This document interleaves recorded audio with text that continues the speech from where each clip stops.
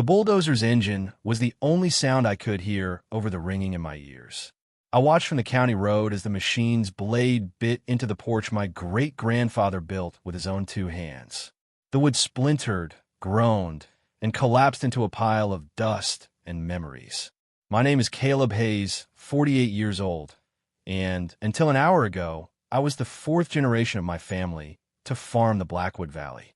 The town hall meeting was still fresh.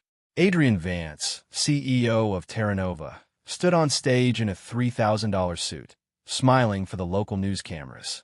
"We can't let nostalgia be an obstacle to progress," he'd said, his voice smooth as polished riverstone. He was talking about me, about my family, about the 800 acres my great-grandfather had bought for $1 an acre after the railroad came through. The vote had been a formality. Eminent domain, they called it. Seizing my land for the greater good of Vance's billion-dollar, fully automated, AI-optimized megafarm. He'd bought out every other farmer in the valley over the last 6 months with promises of easy money and a comfortable retirement. I was the only holdout. "Mr. Hayes represents a relic of the past," Vance continued, pointing a manicured finger in my direction. "A dinosaur, standing in the way of a future that will feed the world." The crowd, mostly people from town who didn't understand what was at stake, applauded. I didn't say a word, just stood up and walked out. There was nothing left to say.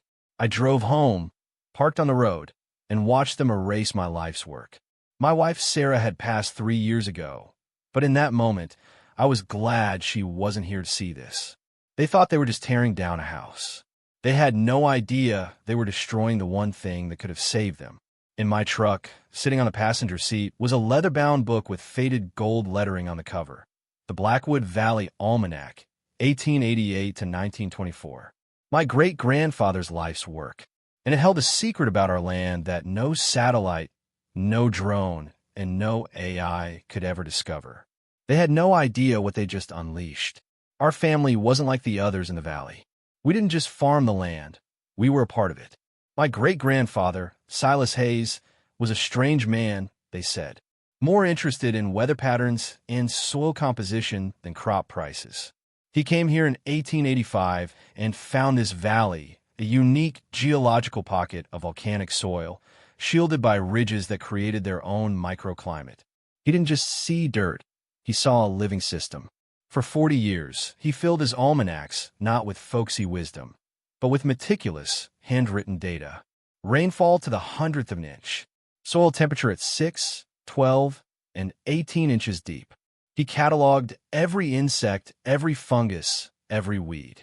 He noted 20-year cycles of drought and 7-year cycles of blight. He drew maps of underground springs that didn't appear on any government survey. It wasn't science as a lab coat would know it, but it was knowledge. Hard-earned, generational knowledge. My grandfather continued the tradition. Then my father. Then me. We knew when a plant by the feel of the air, not the date on a calendar. We knew a field needed to lie fallow not because a manual said so, but because a certain type of mushroom started appearing near the creek bed, a sign the soil's microbiome was out of balance. We weren't Luddites. We used modern tractors and good seed. But we listened to the land and to the books. When Adrian Vance and Terra Nova arrived 6 months ago, he was a whirlwind of charisma. He hosted barbecues, donated to the high school football team, and promised a new era of prosperity. He showed everyone flashy presentations of self-driving tractors and drones that could analyze a single leaf for nutrient deficiencies. The other farmers, tired and in debt, sought a golden ticket. They sold. Vance made me an offer, too. More money than my family had seen in 100 years. I met him at the diner in town. He was all bright white teeth and confident handshakes. "Caleb, what you've done here is admirable," he said, sliding a folder across the table. "But my AI can increase your yield by 400%. We can make this valley the breadbasket of the state. This land doesn't respond to being pushed, Mr. Vance," I told him. "It has a rhythm. You have to work with it." He chuckled, a patronizing sound. "I appreciate the poetry of that. I really do. But we're replacing poetry with data. Satellites, soil sensors, predictive algorithms. We're taking the guesswork out of farming." "It's not guesswork," I said. It's knowledge. He didn't listen. When I refused his offer, his smile tightened. The charm vanished, replaced by cold calculation.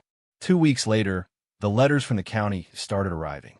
Zoning violations I'd never heard of. Tax assessments that had tripled overnight. Then came the eminent domain notice. The town council, mesmerized by Vance's promises of new jobs and tax revenue, folded in a single meeting. The night before the final vote, I sat in my father's armchair, the old almanac open on my lap. I wasn't looking for a legal strategy. I was looking for something else. I found it in an entry dated May 1907. Silas had written about a strange phenomenon he called the ashen bloom, a cyclical, subterranean fungus, unique to our valley's volcanic soil. It lay dormant for decades, but when it emerged, it could be devastating. He described how it reacted to certain nutrients, how it could be mistaken for a mineral deficiency, and how feeding it the wrong thing would cause it to release a toxin that sterilized the topsoil for years. There was only one way to stop it before it started: a specific crop rotation and a soil treatment made from pine resin and lime, applied 2 seasons before the bloom was due. The next cycle was due now. Vance thought he was buying 800 acres of prime agricultural land. What he was really buying was a time bomb, and his AI was about to light the fuse. For the first 6 months, Vance's project was the talk of the industry. Tech magazines and business journals wrote glowing articles about Terra Nova's farm of the future. I watched from a small house I'd rented on a hill overlooking the valley. I'd taken a job at the local co-op, driving a delivery truck. People were polite, but some looked at me with pity, the old farmer who couldn't adapt. Every day, I saw the Terra Nova drones crisscrossing the sky, spraying precise clouds of fertilizer and pesticides. I watched their automated harvesters move in perfect, synchronized lines. The fields were unnaturally green, a sterile, uniform color unlike the vibrant patchwork of my family's farm. The company's press releases boasted of record-breaking growth metrics. Their AI was, by all accounts, a smashing success. But I saw other things. I saw the runoff in Blackwood Creek change from clear to a murky gray. I saw flocks of birds that used to nest in the valley disappear. Small signs that the ecosystem was breaking. One evening in late spring, I walked to the edge of what used to be my property. The new fence was high, strung with sensors. I knelt down and scooped up a handful of dirt from the other side. The texture was wrong. It felt dead, inert. And there, clinging to the roots of a corn stalk, was a faint grayish-white filament, almost like ash. The ashen bloom was waking up. I went home and opened the almanac to Silas's entry from 1907. The bloom presents as a simple nitrogen deficiency, he wrote. The novice farmer will add nitrates. This is a fatal error. The bloom feeds on the nitrates, accelerating its growth tenfold. It then chokes the roots and poisons the soil. The land will yield nothing but dust for a decade. I pulled out my laptop and looked up the standard nutrient blend for high-yield corn, the kind Terra Nova's AI would be using. It was loaded with nitrates. Vance's advanced AI, with all its satellite imagery and real-time data, was seeing a nitrogen deficiency. It couldn't distinguish between a simple nutrient lack and a complex fungal event described in a 100-year-old book. It saw a problem and was applying the standard, fatally wrong solution. I started a new journal, a modern-day almanac. I documented the changes in the soil. I took photos of the creek. I recorded the dates and times of the drone sprayings. I wasn't collecting evidence for a lawsuit. I was simply bearing witness. I was watching Adrian Vance's billion-dollar dream march confidently toward a cliff that only I could see. The collapse happened faster than even I expected. It began in mid-July. Terra Nova's weekly report, which was posted publicly on their investor relations website, showed a sudden plateau in crop growth. The AI, they claimed, was adapting by increasing nutrient delivery. I saw the drones flying day and night, dumping nitrates onto the fields. A week later, the first pictures started appearing on social media from people hiking the ridges around the valley. Patches of the vibrant green fields were turning a sickly, grayish-brown. Vance issued a statement blaming unusual weather patterns. I knew better. I looked at the almanac. Once the bloom takes hold, Silas wrote, the decay is swift. 2 weeks from gray to dust. Vance scheduled a major investor showcase and press event for the first week of August. It was meant to be the final triumphant step before their IPO, a chance to show off their hyper-productive AI farm in the peak of summer. He'd invited Wall Street analysts, tech reporters, and a senator. The day before the event, a warm front moved in, bringing with it a steady, gentle rain, the exact conditions Silas had described as the final trigger for the ashen bloom's toxic release. That night, I drove up to my lookout point. The valley below was a sea of gray. The vibrant green was gone, replaced by a monochrome landscape of death. The air smelled sour, like spoiled earth. The AI hadn't just failed to get a good harvest. It had actively murdered the soil. It had taken the most fertile land in the state and turned it into a toxic wasteland. The next morning, I didn't go to the co-op. I made a pot of coffee and sat on my porch, watching the line of black SUVs and news vans snake their way into the valley. I could picture the scene perfectly. Adrian Vance, in another expensive suit, stepping out to greet his guests, his confident smile slowly freezing as he took in the panorama of his complete and utter failure. The news broke before noon.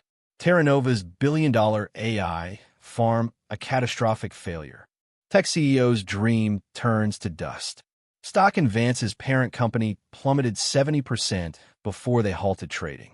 The senator issued a statement demanding an investigation. The investors were furious, their money gone, their reputations tarnished. The fallout was a firestorm. Environmental agencies swarmed the valley, confirming that the soil was sterile, contaminated with a toxin they couldn't identify. The cost to remediate the damage was estimated in the hundreds of millions. Terra Nova was finished. 2 days later, a mud-splattered Lexus pulled up to my small rental house. Adrian Vance got out. His suit was wrinkled, his face pale, his eyes hollowed out. The swagger was gone, replaced by raw desperation. "Hayes," he said, his voice cracking. They said you knew this land better than anyone." I just nodded, sipping my coffee. "What happened?" he pleaded. "The AI had all the data. Every metric was perfect. Then this." He waved a trembling hand toward the dead valley. "You told the AI what to look for," I said calmly. "But you never told it what to see. My great-grandfather saw it back in 1907. His eyes widened in confusion. "What are you talking about?" "The ashen bloom. A fungus. It's all in his almanac. It mimics a nitrogen deficiency. Your AI poured fuel on the fire." He stared at me, the blood draining from his face as he finally understood. He hadn't been defeated by a competitor or a market crash. He'd been defeated by a 100-year-old book and 4 generations of paying attention. "Can you fix it?" he whispered. "I'll pay you anything. 10 million. 20. Name your price. We need your knowledge." I set my coffee cup down and looked him straight in the eye. I thought about my family's home, now a pile of rubble. I thought about him calling my legacy an obstacle, calling me a dinosaur. "The almanac tells you how to prevent the bloom, Mr. Vance," I said, my voice as level as the horizon. "It doesn't say a damn thing about how to fix 800 acres of poisoned soil. You can't fix it. It's gone." He sagged against his car as if I'd struck him. "But my company—" "Your company is gone too," I said.